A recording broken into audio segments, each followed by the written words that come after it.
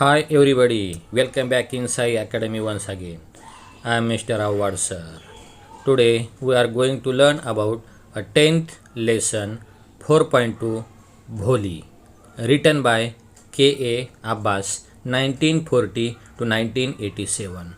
तर चला विद्यार्थी मित्रांनो, आज आपण K.A. अब्बास यांचा भोली हा पाठ पाहणार आहोत.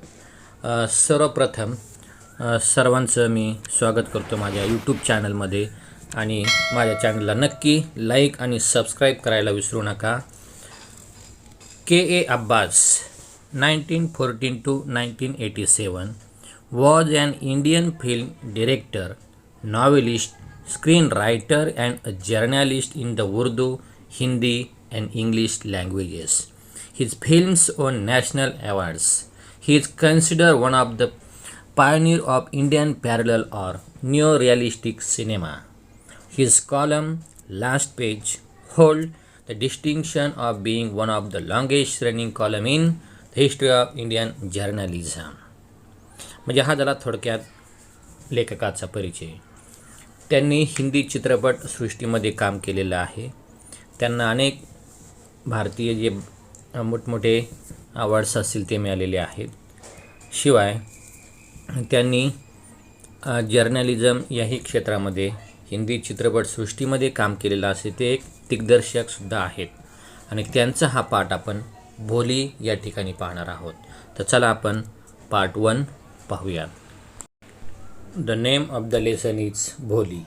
भोली हा हिंदी शब्दाशी निगडीत आहे. त्याला आपण थोडंसं भोळसट किंवा भोळी मुलगी अशा या अर्थाने या ठिकाणी नाव दिलेलं आहे भोली. Her name was Sulekha, but since her childhood, everyone had been calling her Bholi, the simple tone. तर तिचे नाव खरे तर सुलेखा होते, पण लहानपणापासून सर्वजण तिला भोळी म्हणजे भोळसट किंवा थोडीशी वेडगळ अशी असं तिला म्हणत असेल. सिम्पल टोन या शब्दाचं मिनिंग आहे one who can be easily deceive to believe anything, म्हणजे थोडक्यात भोळसट. Next paragraph. She was the fourth daughter of Numberdar Ramlal. नंबरदार रामलालची ती चौथी मुलगी होती. When she was 10 months old, ज्यावेळेस ती 10 महिन्याची होती. She had fallen off the cot on her head and perhaps it had damage some part of her brain. म्हणजे 10 महिन्याची असताना पलंगावरून खाली डोक्यावर पडली आणि बहुतेक त्यामुळे तिच्या मेंदूचा काही थोडासा भाग जो आहे त्याला इजा झाली. त्यामुळे थोडीशी ती मंद बुद्धी आपण म्हणतो, थोडक्यात यासारखा तिचा स्वभाव होता. That was why she remain a backward child and came to be known as Bholi the simpleton. आणि यामुळेच तिला थोडासा डोक्याला बुद्धीला मार लागल्यामुळे थोडीशी मंद झाल्या म्हणून तिला सर्वजण भोळी या नावाने किंवा तिला हे भोळी हे नाव त्यांनी दिलेलं आहे. As birth the child was very fair and pretty. जन्मापासून ती खूप गोरी आणि दिसायला सुंदर होती. But when she was 2 years old, पण 2 वर्षाची असताना तिच्याबद्दल एक घटना घडली. She had an attack of smallpox, म्हणजे तिला जो स्मॉल पॉक्स म्हणजे देवीचा रोग, तिच्या चेहऱ्यावरती अंगावरती देवी आल्या. Only the eyes were save, फक्त तिचे डोळे त्यामुळे वाचले, बाकी सर्व शरीरावर तिच्या देवीचा रोग स्मॉल पॉक्स पसरला. But the entire body was permanently disfigure by deep black pockmarks. त्यात तिचे फक्त डोळे वाचून मात्र संपूर्ण शरीर मात्र कायमस्वरूपी खोल काळे असे जे डाग असतात त्यामुळे विद्रूप झालेले आहेत. पॉकमार्क्स म्हणजे देवीचा तो व्रण किंवा डाग आणि डिसफिगर म्हणजे विद्रूप होणे. Little Sulekha could not speak till she was 5 and when at last she learn to speak she stammer. 5 वर्षाची होईपर्यंत सुलेखाला कोणत्याही प्रकारे बोलता येत नव्हते आणि अखेर बोलायला जेव्हा ती शिकली तेव्हा ती थोडीशी त्याला बोबडी म्हणता येईल आपल्याला. स्टॅमर म्हणजे तोत्रत बोलणे किंवा बोबडं, म्हणजे बोबडे बोलती बोलायला लागलेली आहे. The other children often made fun of her and mimic her. बाकीची सर्व मुलं तिला चिडवायची, तिची खिल्ली उडवायची, कारण तिची नक्कलसुद्धा ते करत असायचे. As a result she talk very little, त्यामुळे ती जवळजवळ बोलेनाशी झाली, त्यामुळे ती जास्त काही बोलत नसायची. Ramlal had 7 children, 3 sons and 4 daughters, and the youngest of them was भोली.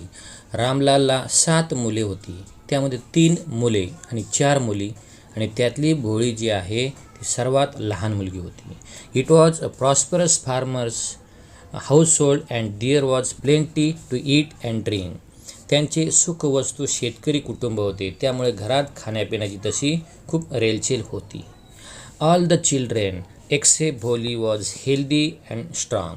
फक्त जी आपली भोली आहे ती वगळता बाकीची सर्व मुले शरीराने चांगली सदृढ आणि दष्टपुष्ट सशक्त होती. The sons had been sent to the city to study in school and later in colleges. मुले जी आहेत ती शहरातल्या शाळेत शिकून पुढे कॉलेजमध्ये सुद्धा जायला लागलेली होती. जी मोठी आहे ती शाळा आणि कॉलेजला जायला लागली, कारण आपली भोली सर्वात लहान आहे. Of the daughters Radha the eldest had already been married. मुलीमधील सर्वात जी मोठी आहे राधा, त्या राधाचं लग्नसुद्धा झालेलं होतं. The second daughter Mangala's marriage had also been settle. Ramlal should think of third Champa. तिच्या पाठीमागची जी आहे मंगला, तिचंसुद्धा लग्न ठरलेलं होतं आणि रामलाल आता त्यांच्या 3ऱ्या मुलीच्या म्हणजे चंपाच्या लग्नाचा विचार करत होते. They were good looking healthy girls. सर्व मुली अतिशय दिसायला सुंदर आणि सदृढ होत्या.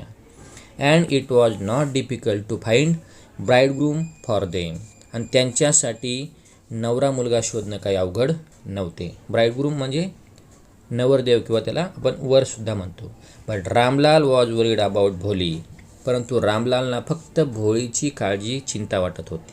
शी had neither good looks nor intelligence. कारण तिच्याकडे सौंदर्यसुद्धा नाही आणि बुद्धिमत्तासुद्धा अजिबात नव्हती. नेक्स्ट पेजवरती Bholi was 7 years old when Mangala's was married. मंगलाचे लग्न झाले तेव्हा भोली फक्त 7 वर्षाची होती. The same year a primary school for girl was open in their villages. त्याच वर्षी त्यांच्या गावात मुलींसाठी प्राथमिक शाळा सुरू झालेली होती. The tehsildar sahib came to perform its opening ceremony. आणि जे तहसीलदार आहेत ते शाळेचे उद्घाटन करण्यासाठी आलेले होते. He said to Ramlal. ते रामलालला म्हणतात, as a revenue official you are the representative of the government in the village and so you must set an example to the villagers. आणि ते काय म्हणाले, महसूल अधिकारी म्हणून तुम्ही गावामध्ये सरकारचे प्रतिनिधित्व करता, त्यामुळे तुमच्या मुलीला शाळेत पाठवून गावकऱ्यांसमोर तुम्ही एक आदर्श ठेवला पाहिजे, असं जे मत आहे हे ते तहसीलदार साहेबांनी त्या रामलालबद्दल काढलेलं आहे. कारण ते नंबरदार म्हणजे तहसील ऑफिसरमध्ये कामाला होते. You must send your daughter to school. त्यामुळे तुम्ही तुमच्या मुलीला शाळेत पाठवायलाच पाहिजे, हा आदर्श घालून द्या. That night Wien Ramlal consulted his wife. त्या रात्री रामलालने आपल्या पत्नीबरोबर चर्चा केली. शी क्राईड. ती रागवून म्हणते, आर यू क्रेझी. तुम्हाला काही वेळ लागले का. If girls go to school who will marry them. काय म्हणते पहा ती, मुलींना शाळेत पाठवलं तर त्यांच्याशी कोण लग्न करणार, असा प्रश्न जो आहे तो त्यांच्या रामलालच्या पत्नीने त्यांना विचारलेला आहे. But Ramlal had not the courage to disobey the tehsildar. पण तहसीलदारांचे म्हणणे डावलायचे म्हणजे एवढं मोठं धैर्य धाडस रामलालमध्ये नव्हतं. At last his wife said. शेवटी त्यांची पत्नी त्यांना म्हणते, I will tell you what to do. मी काय सांगते, काय करायचे ते तुम्ही ते करा. सेंड बोली टू स्कूल. बोलीला शाळेत पाठवू.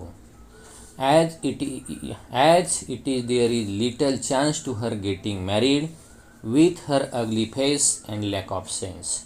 तसंही तिच्या विद्रूप चेहऱ्यामुळे आणि तिच्या ह्या मंद बुद्धीमुळे तिचं लग्न होण्याची शक्यता कमीच आहे, असं तिची आई म्हणते. Let the teachers at school worry about her. आता शाळेतल्या शिक्षकांनाच तिची काळजी घेऊ द्या, असं मत तिच्या आईने रामलालला सांगितलेलं आहे. The next day Ramlal caught Bholi by the hand and said. दुसऱ्या दिवशी भोळीचा हात पकडून रामलाल तिला म्हणाले, कम विथ मी. चल माझ्याबरोबर. I will take you to school. मी तुला शाळेत घेऊन जाणार आहे. भोली वॉज फ्रायटन. भोली जी आहे सुरुवातीला घाबरली. She did not know what a school was like. शाळा म्हणजे काय हे तिला काही माहीत नव्हते. She remember how a few days ago their old cow. काही दिवसापूर्वी त्यांची जी एक म्हातारी, त्यांच्याकडे जी एक गाय होती, त्या गायीबद्दल तिला थोडंसं आठवलं. Lakshmi had been turn out of the house and sold. त्यांची जी लक्ष्मी नावाची गाय होती तिला घरातून नेलं आणि विकून टाकलेलं तिला ते आठवले आणि तिला वाटलं मलासुद्धा गायीसारखंच कुठंतरी विकायला घेऊन जात आहेत. न न न न no no no no. She shouted in terror and pull her hand away from her father's grave. न न न नाही नाही. ती भीतीने ओरडली आणि वडिलांनी पकडलेला हात तिने सोडून घेतला. What's the matter with you you fool. काय झालं तुला मूर्ख मुली. शाउटेड रामलाल. रामलाल ओरडले. I am only taking you to school. मी तुला फक्त शाळेत घेऊन जातोय. Then he told his wife. मग ते त्यांच्या पत्नीला म्हणतात, let her wear some decent clothes today. आज तिला जरा चांगले कपडे घाल. डिसेंट म्हणजे थोडेसे चांगले.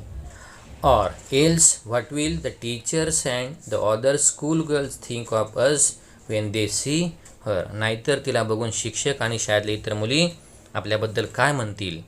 आपण एक चांगल्या गावात आपला थोडासा नाव लौकिक आहे, त्यामुळे तिचं जरी बोळसट स्वभावाची असली तरी आपल्याला नावं ठेवायला नको म्हणून ते म्हणतात थोडेसे डिसेंट क्लोथेज, चांगले कपडे तिला घालायचं सांगितलेले आहे. New clothes had never been made for भोली.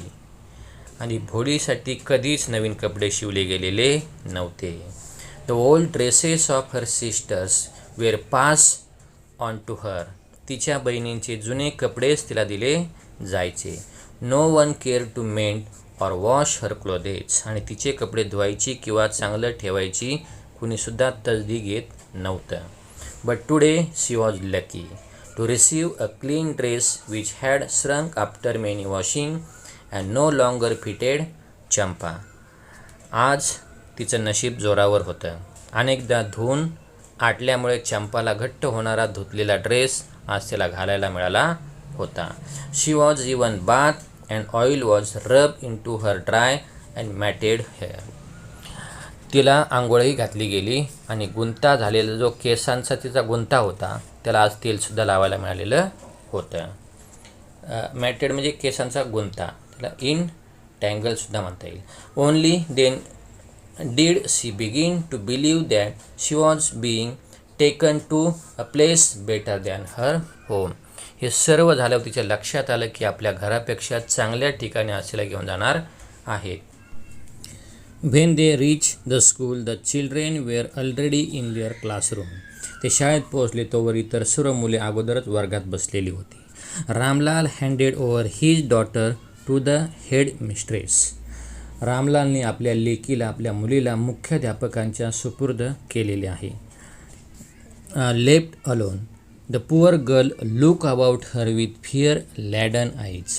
एकटी राहिल्यामुळे ती घाबरलेल्या नजरेने इतरांना पाहू लागली. There were several rooms. त्या ठिकाणी खूप खोल्या होत्या. And in each room girls like her squatted on mats reading from books or writing on slate.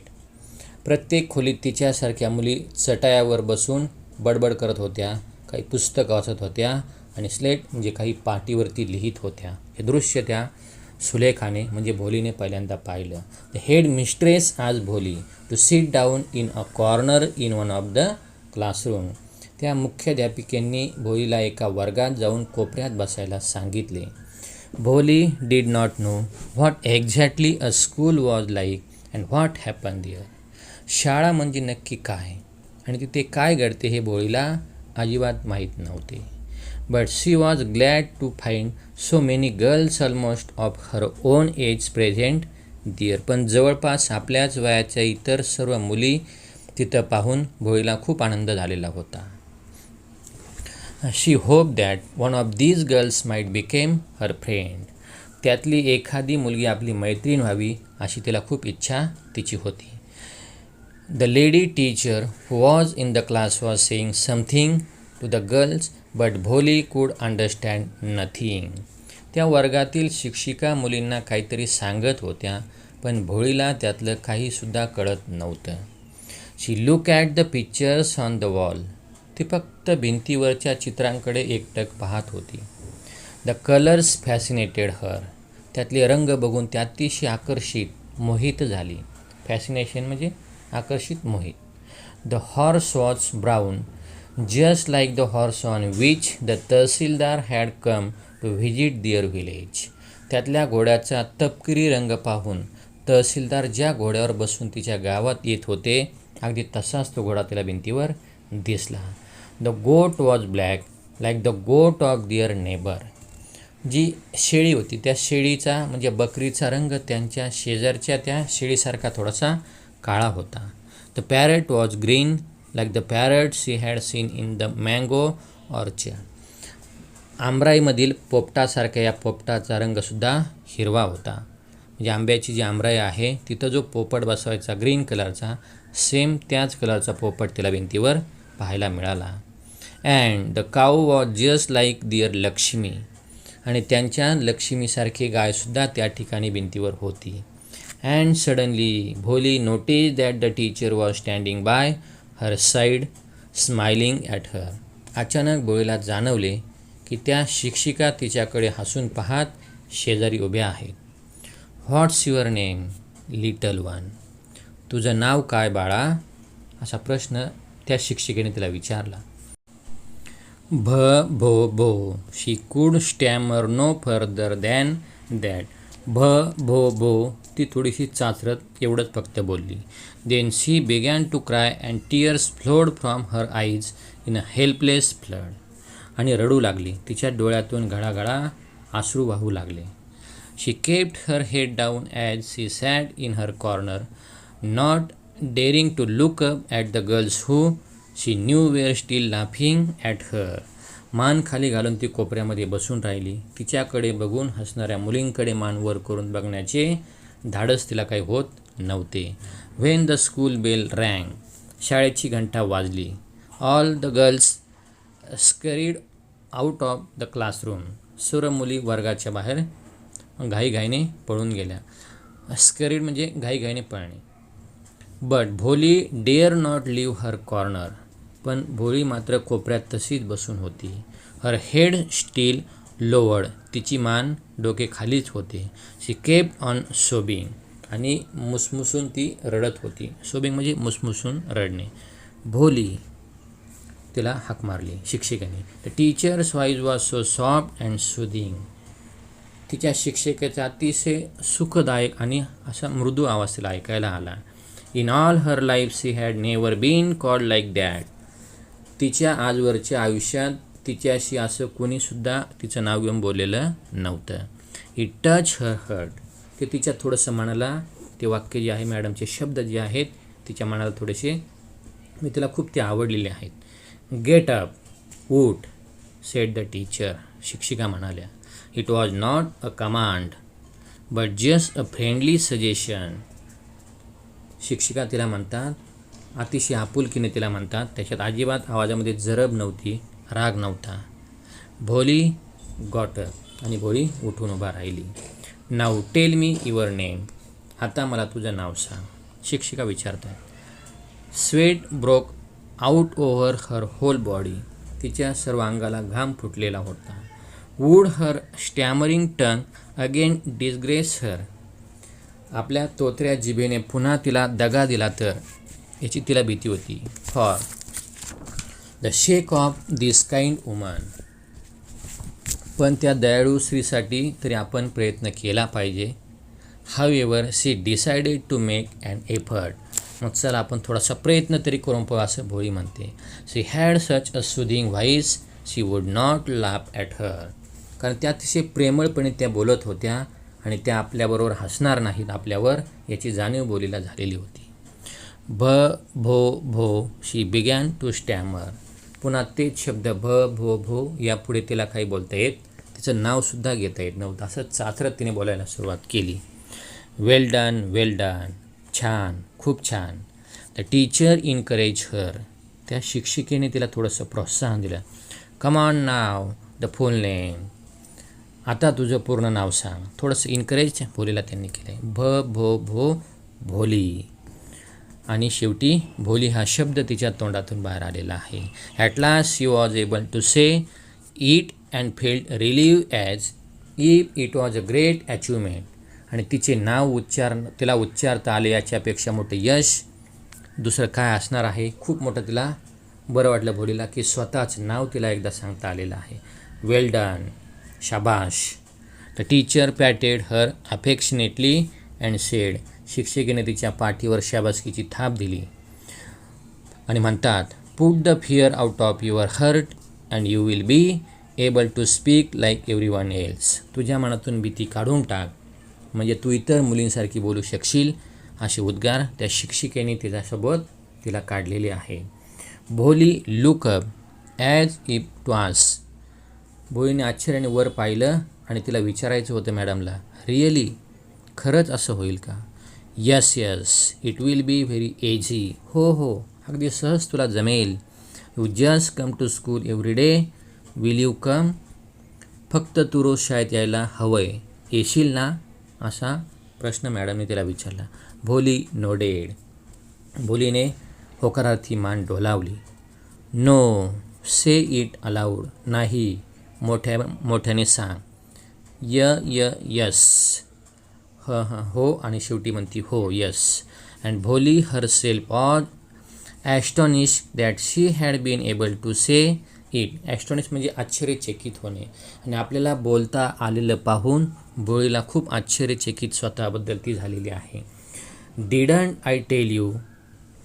मी म्हटलं नव्हतं तुला? Now take this book. आता हे पुस्तक घे. शिक्षिका तिला म्हणतात. The book was full of nice pictures and the pictures were in colour. Dog, cat, goat, house, parrot, tiger and a cow just like Lakshmi. त्या पुस्तकात खूप सारं रंगीबेरंगी चित्र होती. त्यामध्ये कुत्रा आहे, मांजर, शेळी, घर, पोपट, वाघ आणि त्यांच्या घरी असणारी लक्ष्मीसारखी गायसुद्धा. मग तिला असे चित्रांचं पुस्तक दिलेलं आहे. And with every picture was a word in big black letter. आणि प्रत्येक चित्राबरोबर मोठ्या आकारात लिहिलेल्या काळ्या रंगाची अक्षरंसुद्धा होती. In 1 month you will be able to read this book. 1 महिन्यात तू हे पुस्तक वाचू लागशील. Then I will give you a bigger book, then a still bigger one. मग मी तुला अजून मोठं पुस्तक देईन आणि तेही पूर्ण झालं मग अजून मोठं पुस्तक. असं तिला इन्करेज मॅडमनी केलेलं आहे. In time you will be more learn than anyone else in the village. काही दिवसातच तू गावातल्या इतरांपेक्षा सर्वात जास्त शिकलेली मुलगी होशील. Then no one will ever be able to laugh at you. मग कुणीही तुला हसणार नाही. People will listen to you with respect and you will be able to speak without the slightest stammer. लोक तुझं बोलणं आदरानं ऐकतील आणि तू सुद्धा अजिबात न चाचरता न बोबडं बोलता चांगलं बोलू शकशील. अंडरस्टँड? तुला समजलं का? Now go home and come back early tomorrow morning. आता घरी जा आणि उद्या सकाळी लवकर ये.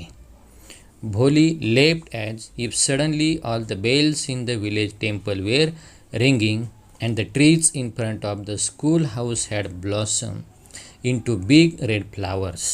अचानक गावातल्या देवळातल्या सर्व घंटा जशा खानाखाना वाजू लागलेल्या आहेत आणि शाळेसमोरची सर्व झाडे मोठमोठ्या लाल फुलांनी बहरून गेलेली आहे असं भोलीला वाटलेलं आहे. कारण तिच्या जीवनातील अतिशय आनंदाचा तो दिवस तो होता. Her heart was throbbing with a new hope and a new life. तिचं हृदय जे आहे नव्या आशेने आणि एक नवजीवनाच्या उमेदीने धडधडू लागलेलं होतं. कारण तो शाळेचा तिचा the first day of her school, पहिलाच दिवस तिच्या शाळेचा आणि खूप काही घटना या दिवशी तिच्या आयुष्यात घडलेल्या आहेत. अशी एक सिम्पल टोन भोळी नावाच्या मुलीचे जो पार्ट 1 आहे तो आपण आज या ठिकाणी पाहिलेला आहे. माझ्या यूट्यूब चॅनलला लाईक, शेअर अँड सबस्क्राईब नक्की करा. थँक्यू. Good bye.